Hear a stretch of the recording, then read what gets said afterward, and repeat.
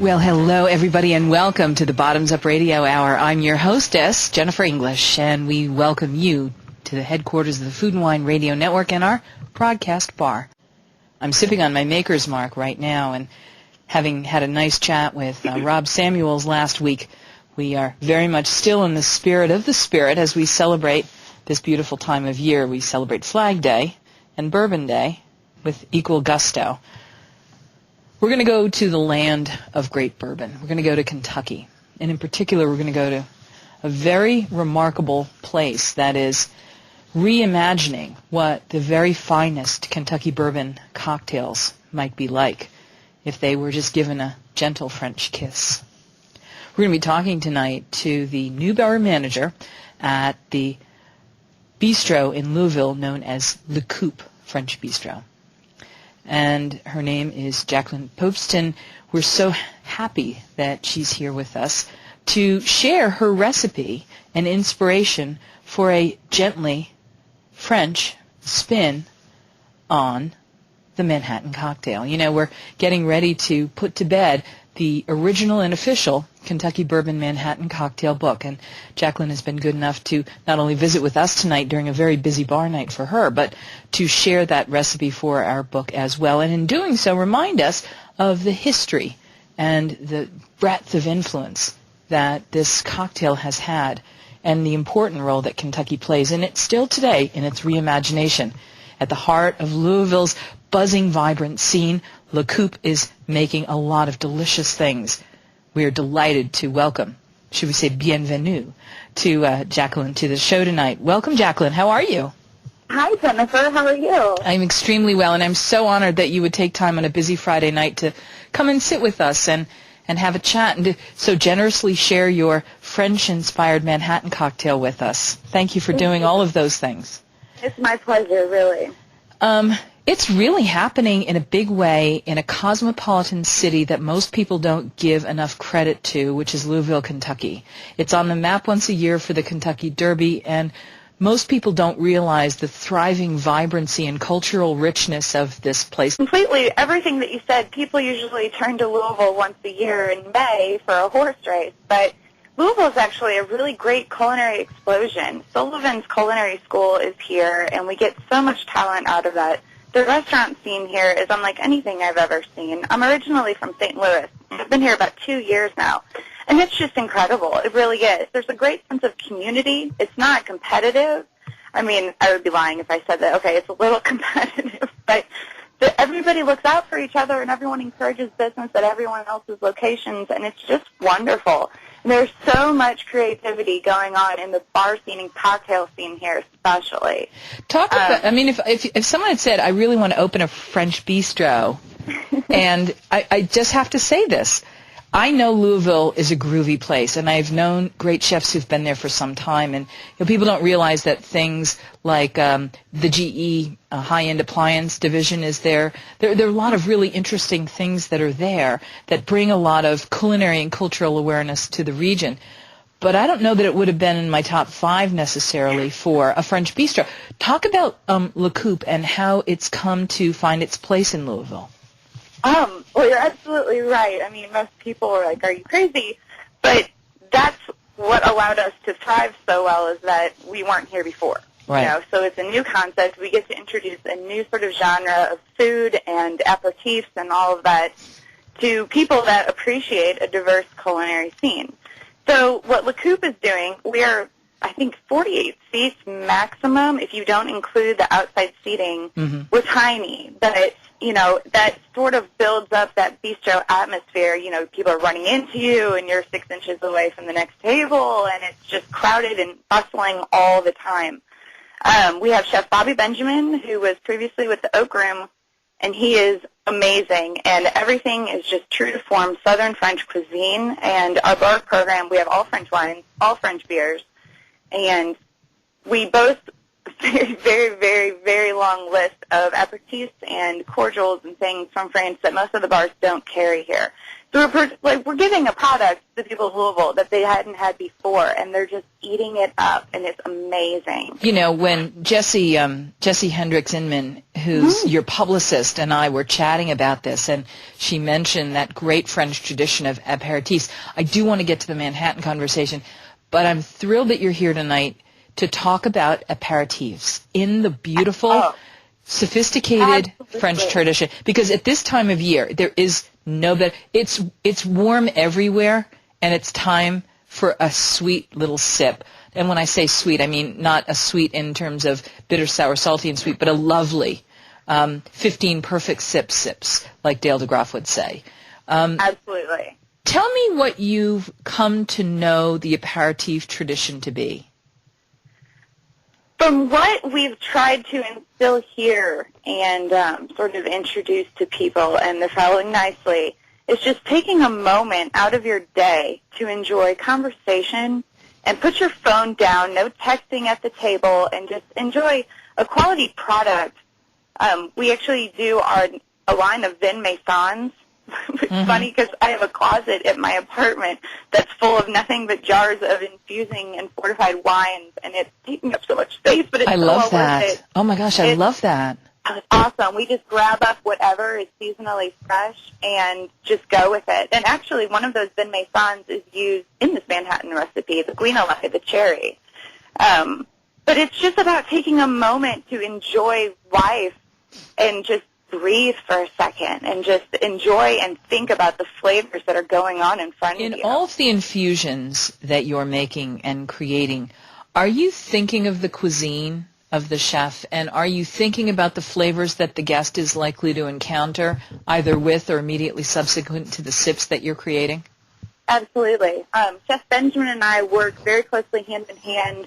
He actually uses the fruit after we've strained off the aperitif in sauces and our charcuterie plates and glazes for desserts and what have you. So we try not to waste, but as well as try to mingle a little bit into both. But absolutely, hands down, our service staff is extremely educated and well trained on what flavors are going to highlight what dishes.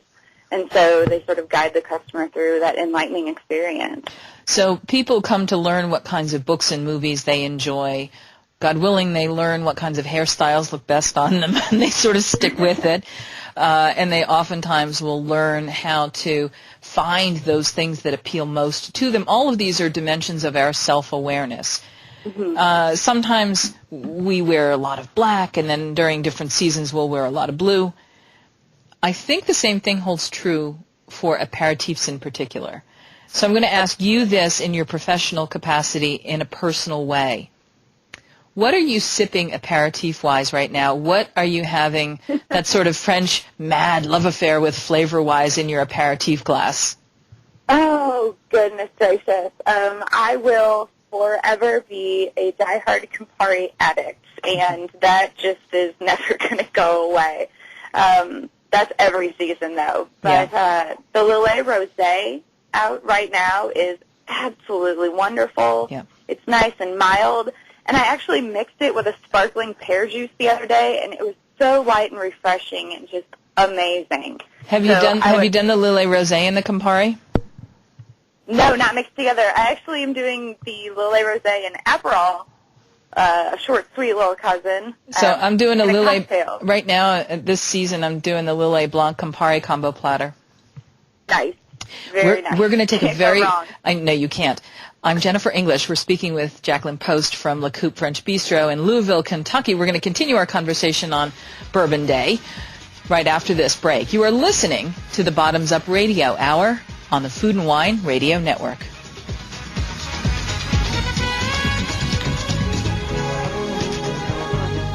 Hey, welcome back, everybody. Jacquelyn, I have two questions for you. Tell me about your training and where you've come from. Are you originally from Louisville? No, I'm not. I'm actually originally from St. Louis, Missouri, and I've been in Louisville almost 2 years now. And with DC Management, the company which owns this restaurant and our other restaurant the entire time. Mm-hmm. So I started bartending the second I turned 21, the second that I could get my hands on a bottle, and it's been, and I'm going to age myself, but it's been almost a decade now. And what made you drawn to the craft? I don't know. It was just sort of, I was working in a restaurant, paying my way through college, and it was like the next step. You want to be the bartender. It's like a promotion. It's not at all. I mean, I'll be the first one to admit it. It's completely different, but I just wanted it. And once I got back there, it was a Rolodex of recipes just started falling out of me. And then, I don't know, I started really focusing on technique and on products all around the world, and I just went nuts. And living in bourbon country, I mean, it's easy to do for sure. One of the things that you've done is you've reimagined a classic Manhattan cocktail, and you did, in fact, give it a French twist. Do you naturally give things a French twist, or in the scope of your role at a French bistro, do you find that you're Frenchifying things, or is it just your vernacular now and it's just your second language and you just think that way naturally? I would definitely say it was inspired by the fact that I am surrounded by French bistro 20 hours a day, every day of the week. But so it's seeping in. Yes, absolutely. I mean, if we open an Italian restaurant one day, then all of a sudden, if you ask for an Italian spin on something, I'm sure I could pop it out for you. Not a big deal. So you just have to be able to absorb your surroundings and get inspired by these new products that you get to play with and just let it fly, In Louisville, aside from the fact that you're in a French bistro, do you find that there are still some things that your Kentuckians just love? Is the Manhattan cocktail, just in its traditional form, still a very popular drink at your bar? Absolutely. Manhattan and Old Fashions are hands down the most made drinks at both of our bars in the city. Huh. And what do you attribute that to? What do you love about a Manhattan? Oh, gosh. What's not to love about a Manhattan? If it's made correctly, and big emphasis on made correctly, because just because you're in Kentucky doesn't mean they're going to make it right.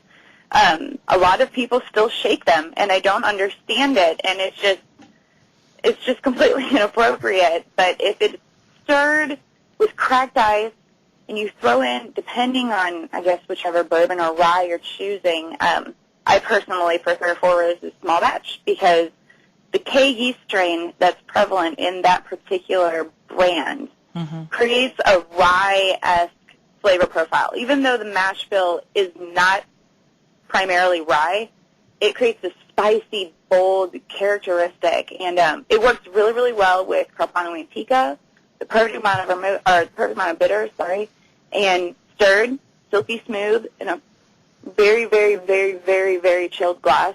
It just lasts, and it's just fantastic. Tell me, the original, and many people have had debates over who created the original recipe and what the original recipe was. There are a lot of people who will say that the original Manhattan was, in fact, made with rye whiskey. And you mentioned rye again. I know we had talked about Rittenhouse rye, which you particularly like.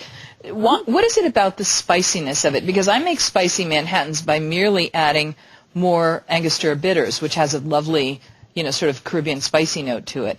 Tell me, when you mean spiciness, what is it about the rye that does that? I'm not. How can I explain rye? You mentioned Angostura bitters, and yes, you've got that spice.